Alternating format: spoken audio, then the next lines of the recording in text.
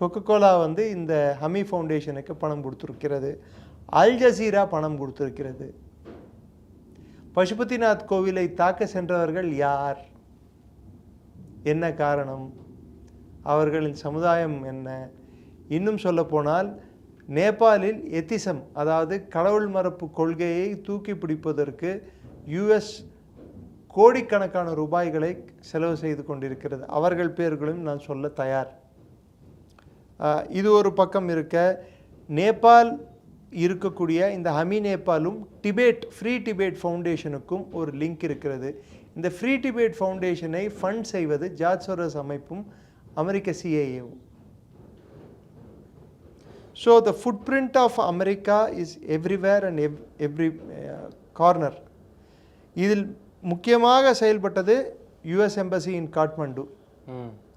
பல மாதங்களாக இந்த நான் சொன்ன இந்த நபர்கள், சந்தூக் குருங் ஆகட்டும், இல்லை ரோயிட் சந்தூக் குருங், சந்தீப் ரோயிட் அவராகட்டும், தீபக் பத்ராய் ஆகட்டும், இது போன்ற எல்லா நபர்களும் யுஎஸ் எம்பசிக்கு வந்த வண்ணம் சென்ற வண்ணம் உள்ளனர்.